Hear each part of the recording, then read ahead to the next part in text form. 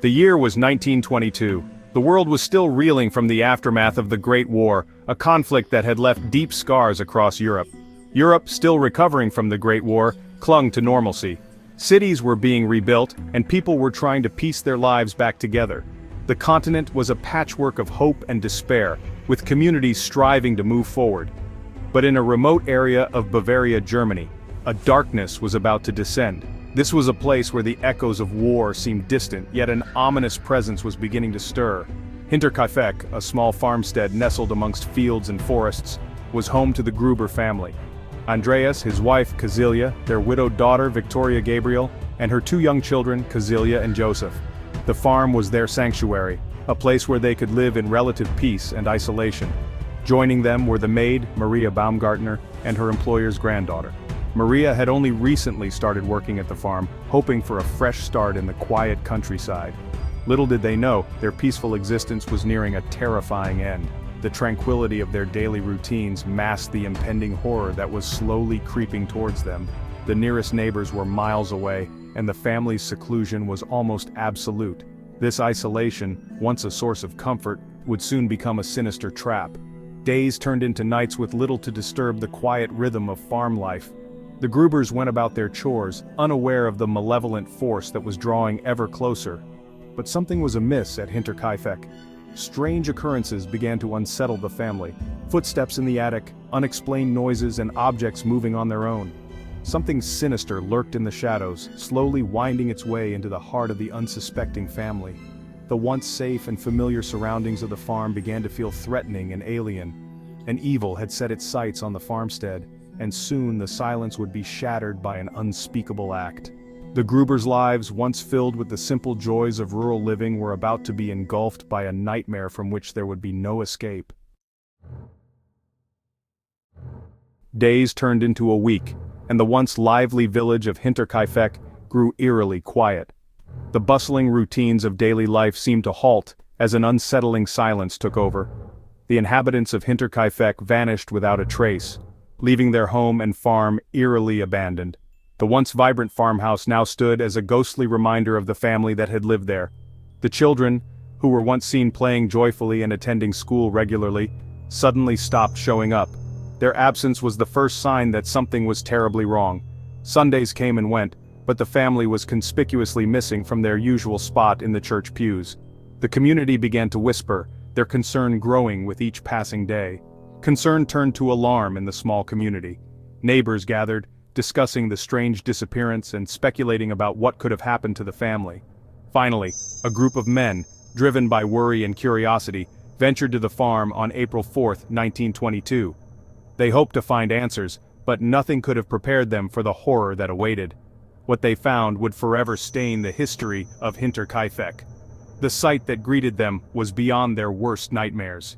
Inside the barn, 4 bodies lay brutally murdered: Andreas, Cecilia, Victoria, and little Cecilia.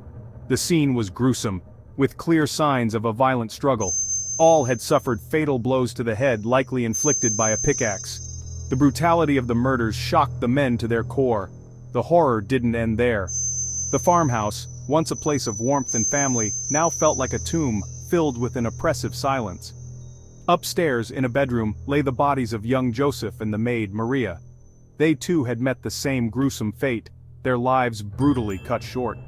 News of the gruesome discovery spread quickly, sending shockwaves through the community and beyond. The headlines captured the horror and disbelief that gripped everyone who heard the story. The scene was chaotic, yet eerily silent.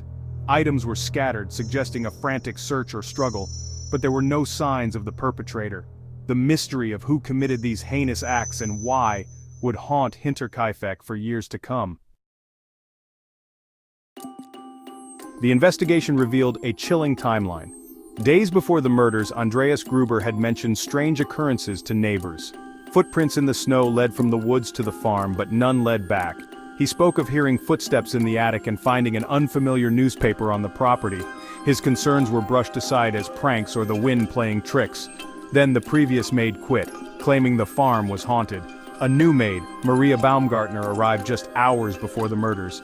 It seemed the family was living on edge, sensing something was wrong, yet unable to pinpoint the source of their unease. Each passing day brought them closer to an unfathomable end. The killer, it seemed, had stayed at the farm for several days after the murders. Animals had been fed, and someone had been sleeping in the beds. Food had been eaten from the kitchen. This chilling detail only deepened the mystery. Who would commit such a horrific act and then remain at the scene seemingly unperturbed? Theories abounded. Robbery was quickly ruled out as a motive, as a substantial sum of money remained untouched in the house.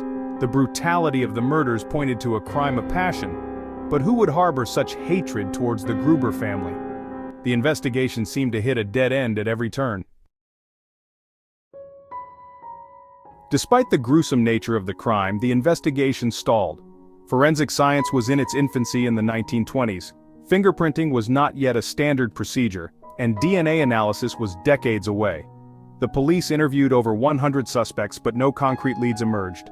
The murder weapons, a pickaxe and a mattock, were found in the barn but yielded no clues. Frustration mounted as the investigation dragged on.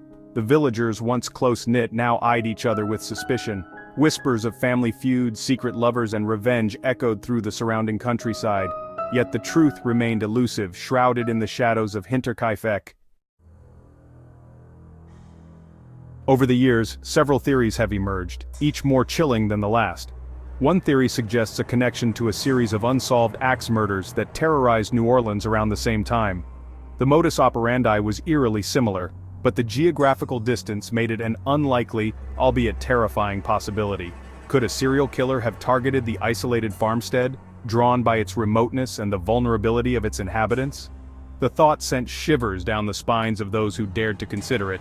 But without concrete evidence, the Axeman of New Orleans theory remained just that, a theory. Another theory focused on the newly arrived maid, Maria Baumgartner. Some speculated that she was somehow involved, perhaps as an accomplice or even the mastermind behind the murders. Had she been sent to the farm with a sinister purpose? Adding fuel to the fire was the fact that Maria had been killed last, her body found neatly laid out in her bed. Was this an act of remorse from a guilty conscience? Or was there a more sinister explanation? The truth, like so much else about the Hinterkaifeck murders, remained tantalizingly out of reach. The Hinterkaifeck murders sent shockwaves through Germany and beyond. The brutality of the crime, the isolation of the farmstead, and the lack of a clear motive captured the public's imagination. Books, documentaries, and countless articles have attempted to unravel the mystery, but the case remains unsolved to this day. In 2007, a group of students from a nearby police academy reopened the case, hoping that modern forensic techniques might shed new light on the mystery. Despite their best efforts, the case remains cold. The passage of time has only deepened the enigma of Hinterkaifeck. The Hinterkaifeck murders stand as a chilling reminder of the darkness that can lurk in the shadows. In the quiet, rural setting of 1920s Germany, an unimaginable horror unfolded, leaving an indelible mark on history. It is a story of vulnerability, brutality, and the limits of human understanding. The Gruber family, living in isolation on their farm, became the victims of a crime so heinous that it still baffles investigators and historians alike. The lack of answers only amplifies the horror, leaving us to grapple with the unsettling possibility that some crimes are destined to remain unsolved. The Hinterkaifeck murders are shrouded in mystery, with theories ranging from a vengeful neighbor to a wandering stranger, yet none have provided closure. Today, the site of the Hinterkaifeck farm is nothing more than a grassy field, a chilling reminder of the tragedy that occurred there. The once bustling farmstead is now silent, its secrets buried deep within the soil. The farmhouse is long gone, demolished a year after the murders, but the memory of the gruesome crime lingers. Visitors to the site often report a sense of unease, as if the land itself remembers the bloodshed. The mystery of Hinterkaifeck continues to fascinate and terrify, ensuring that the story of the Gruber family will never be forgotten.